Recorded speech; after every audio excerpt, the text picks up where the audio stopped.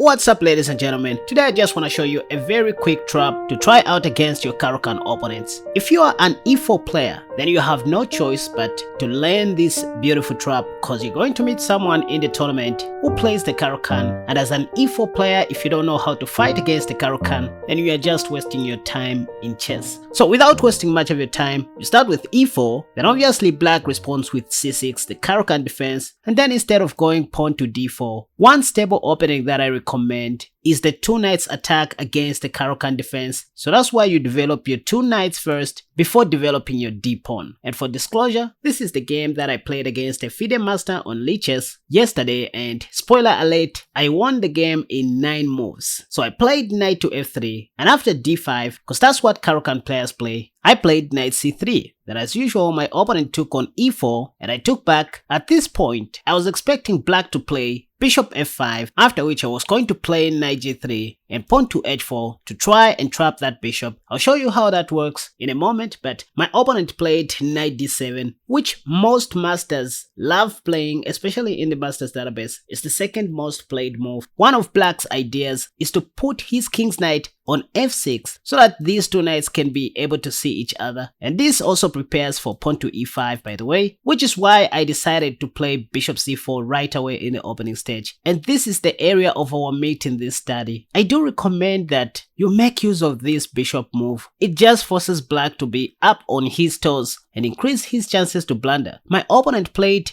knight gf6, which was okay, but right in this position, I started imagining the tennis on Gambit, where we sacrifice our light squared bishop on f7 and win black's free queen on d8. This is how we visualize chess, you guys. So I played pawn to d3, expecting black to take so that it can help me to open up this file for my queen, which happened in the game, by the way. And I knew that on the next move, there was a high chance for my opponent to blunder. For example, he played knight b6, and that's how I sacrificed my bishop on f7, bishop takes f7 check. The only move was king takes f7, after which I won his queen and my opponent resigned. So these traps don't just work against beginners. Instead of knight b6, if my opponent played something like knight f6 in this position, well, I was still going to take on f7 with my bishop and win black's queen in the same style. Now wait a second, we're still looking at the power of bishop c4 in most of these offbeat openings. So let me show you another idea behind this move. Let's say after e4, c6, then again the two knights attack,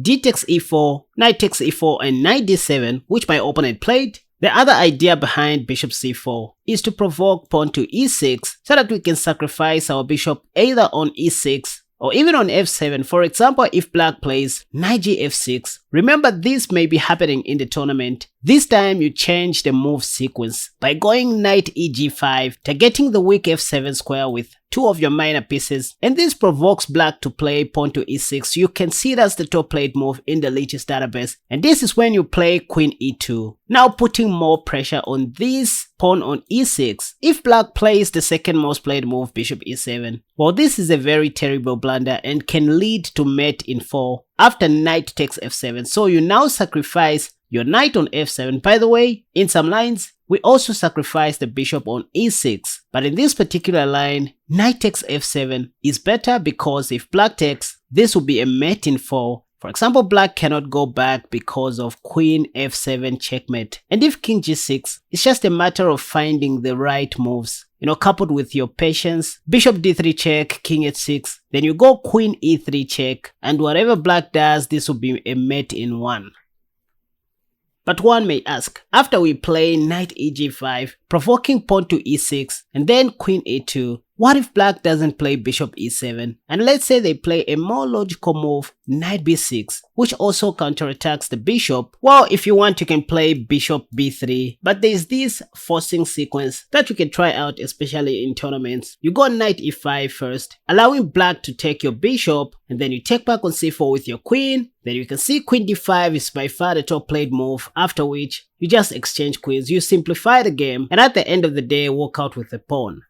So you can see right on move 11, you are already up a pawn and black is already defending. So the way you play in the tournament or in other competitive games is that you need to make sure that you're the one who is applying a lot of pressure. The more you keep on applying pressure on your opponents, the higher the chances for them to blunder. So that's just how it works. Now after playing the two knights attack, it's not always that black will play knight d7 after they take your pawn. Sometimes they can play knight to f6, which is the top played move. And here the simplest you can do is just to exchange knights, but using the concept of pressurizing my opponents in the opening stage. I like playing queen e2, just being tricky in the opening stage to keep my opponents up on their toes. Queen e2 eliminates certain moves like knight bd7, which can be met by knight d6, smothered mate, which is something for beginners to learn. But after this, you're going to see most of your opponents taking your knight, after which you just take back with your queen. And this is when you can see they play knight d7 once again. Then you remember to develop your light squared bishop where it belongs. Bishop c4, they first of all play knight f6 attacking your queen. You don't even do anything about your queen. The move is knight e5, again provoking pawn to e6. By the way, if black plays pawn to e6,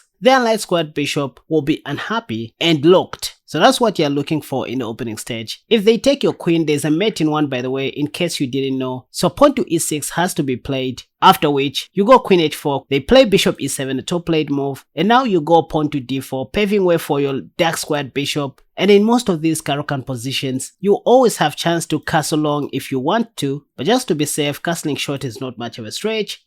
If black castles short, now you go bishop d3, just putting more pressure on your opponent. Even if the game is not mating anytime soon, this is how you're supposed to be playing in order to confuse your opponents. And this works like magic, especially in tournaments. If you are the one putting more pressure, you're likely to make your opponent blunder or forget something. For example, here you can go pawn to h4 and the game is in your favor. Anyways, instead of knight d7 or knight gf6 on move 4, black can also play bishop f5, after which you can just drop your knight, attacking the bishop. They play bishop g6.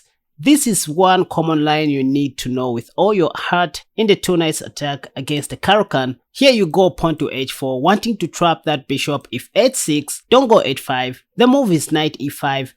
Just putting more pressure on this bishop. They play bishop h7, and now you want to mate on f7 after playing queen h5. If pawn to g6, the top played move, stopping you from mating on f7, you ignore that attack and play bishop c4. Again, bishop c4. You can see this important move appearing even in this line. If g takes h5, you are going to mate black on f7. If they play pawn to e6, again, look at how bad their light squared bishop is. You just retreat your queen back to e2. And here the top played move is bishop g7, which is a blunder because of knight takes f7 once again. And on the next move, you're going to mate black like this. There's only one valid move after which you mate. So if you want to know more about this beautiful trap, you can watch this video that has popped up in the card above. Today I just wanted to make a quick update on the two knights attack against the Caro-Kann defense just for you guys. And hey, in my last video, I gave you this puzzle to solve where I asked you to find checkmate in 4. In this position, it is white to play, and as you can see, there are so many ways in which white can win this immediately, but moves like pawn to f4 check or queen g7 check or even queen f4 check will only lead to mate in 5. The question is white to play and mate black in 4 moves. So the first move to consider in this position is bishop d3. So black may try to prolong the game with queen g8, but you can shorten it by taking on e7 with check, and after king g4, check. Then on the next move, you mate black like this. Or let's say if the king goes up after queen takes e7 check and then king h6, you can just go queen f6 check. If king h5, you have queen h4 checkmate. So this is the mate in 4 that I wanted you guys to find. So kudos to the following guys who got that right, including Silas Dumlao, I guess that's the pronunciation. Angelo Rivera tried, but queen f4 will lead to mate in 5, not mate in 4. So nice try though. Dennis Harrell also got it right, though he was doubting, I don't know why, but yeah, bishop d3 is the correct move, which will lead to mate in 4 by the way. Influential also tried, but I was looking for mate in 4, not mate in 6. So thank you for all those guys who participated in my last chess puzzle. Allow me to appreciate and thank the following patrons who sponsor my channel and some of the extra works that I do on Patreon: Vivek, Mike, Alan, Bassam, Adrian, David, Dwayne, Sean, Eric, and the rest of the guys that you are seeing on the screen right now. You can see the list goes on and on. These are the guys who keep this channel running and active.